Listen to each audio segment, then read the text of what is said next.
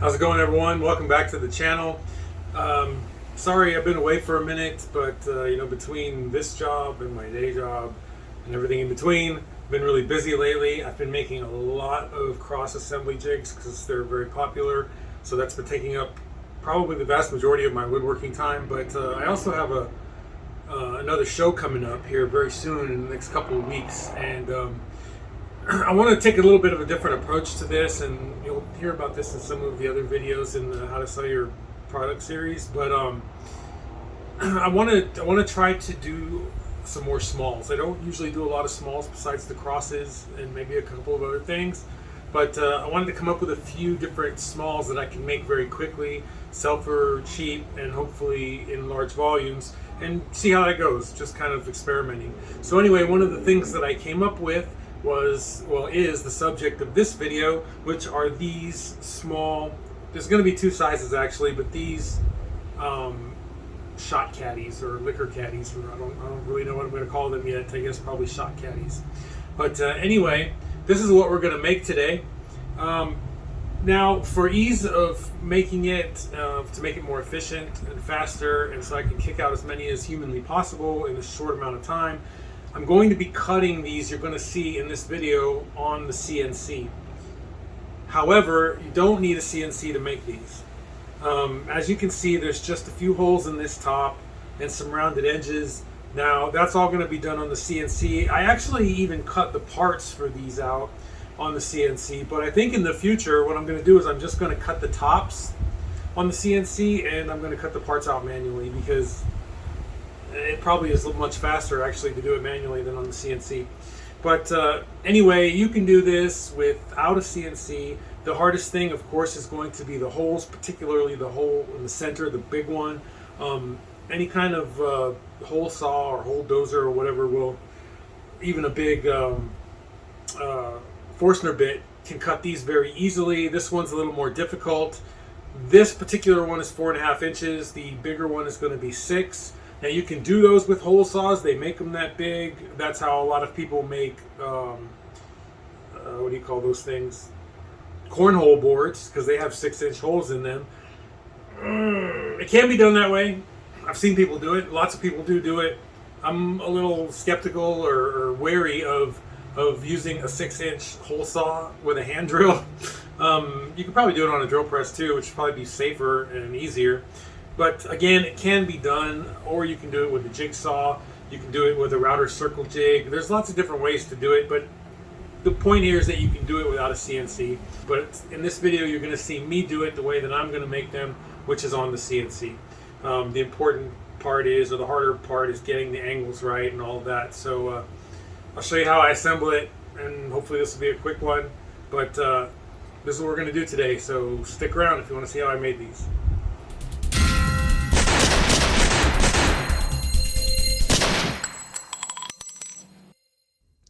As usual, we'll start with cutting our boards to length. In this case, I'm cutting the boards that I'm using on the CNC to make all of the pieces. That's why they're kind of long, but later I will actually just do the tops on the CNC and then cut the other pieces out manually. So next I have to get the board attached down to the spoil board on the CNC, and I am doing this the way that I normally do it, with CA glue and painter's tape. There are a lot of different ways to do this, and I will actually explain why this is my preferred method, but how there is also better methods that can be done, but currently they're not available to me because of the way that I set my spoil board up. But anyway, I got some future videos on beginner CNC stuff that will explain all that later. But for now, that's how I do it. And then I'll start cutting. Now, I realized after I started cutting this, because I actually ran into a few problems, but other than that, it takes some time for the CNC to cut around all the individual pieces.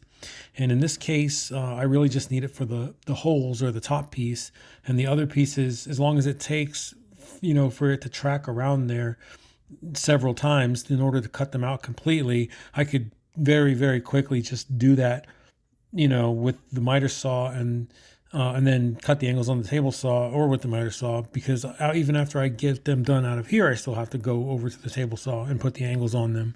So it's just faster to do it the other way.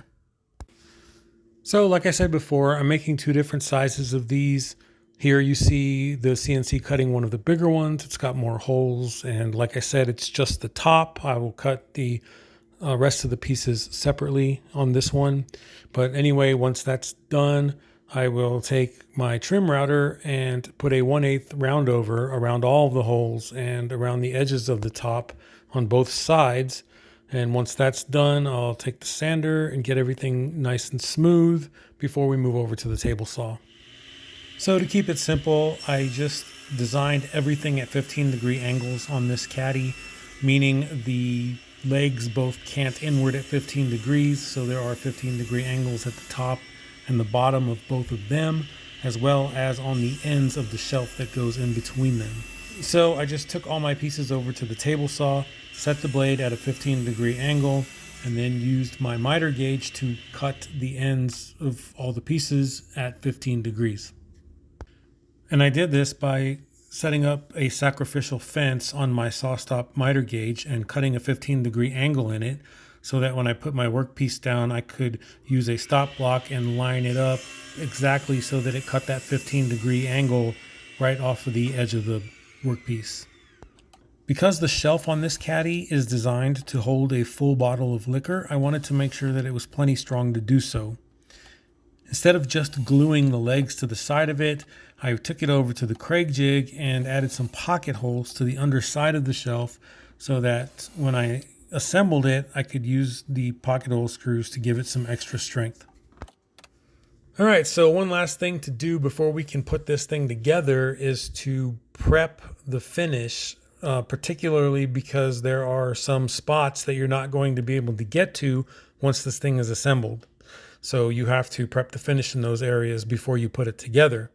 Now, I decided to use some black tinted lacquer on some of these, but on a lot of them, I will also be using my trademark burn with a clear lacquer, like you've seen on some of my other projects. For the ones that are going to have the burned finish, I just went ahead and used the same technique that I always use for burning these kinds of projects.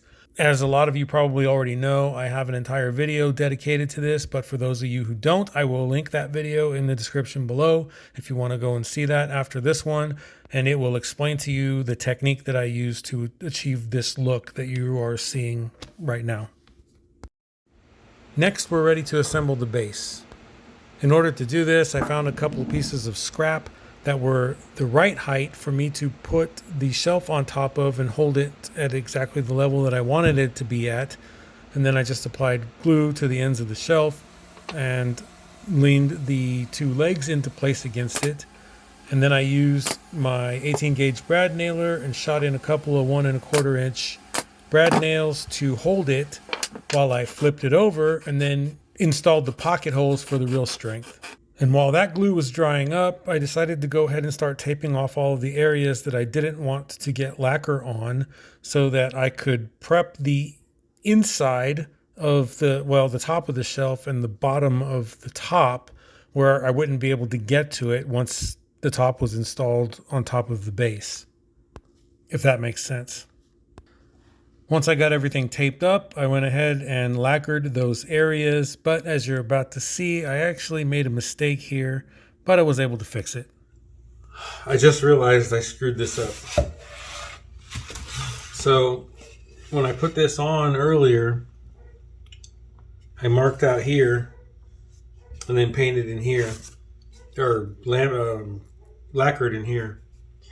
What I should have done was marked on the inside and then painted in, because now, or lacquered in, now I have lacquered over the part that I need to glue together.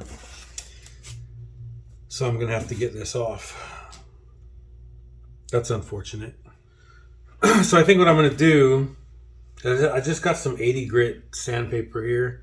I think I'm just gonna use my finger and scuff along the edge here because I don't need a ton of glue area. It doesn't have to be exactly the entire amount, but you know, a good portion of it.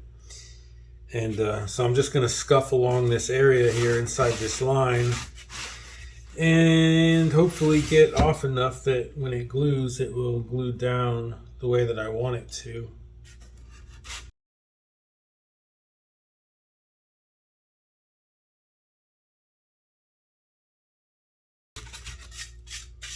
I think that should work just fine.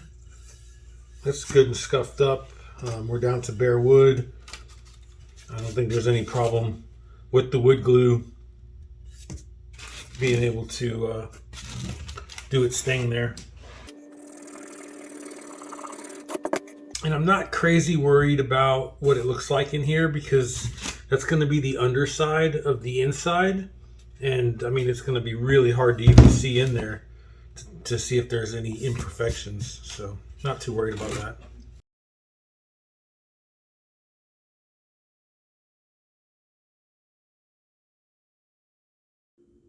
Once I got all that lacquer off, I went ahead and glued the top down to the base and then used a few clamps to hold it together while it dried. And because this top isn't really bearing any weight, for aesthetic reasons, I decided to just use glue rather than adding any fasteners to it.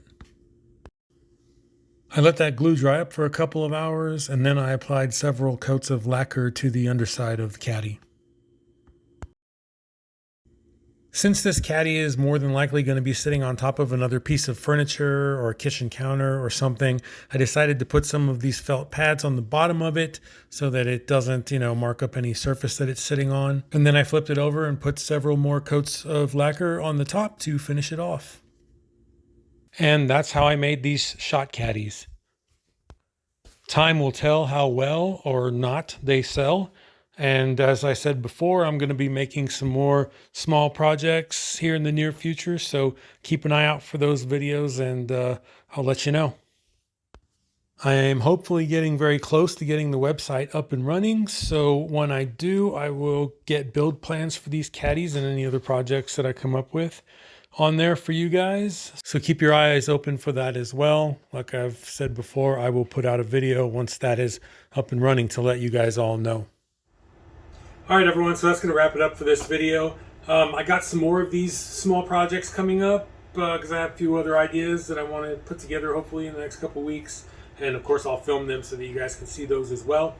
But keep an eye on all the other videos on the channel because I'll let you know how these things did or didn't do and whether or not I'm going to keep making them or not. And I hope you got something out of this. I hope you liked the video. But as always, I just want to say thanks for watching. Stay safe and happy woodworking. See you next time.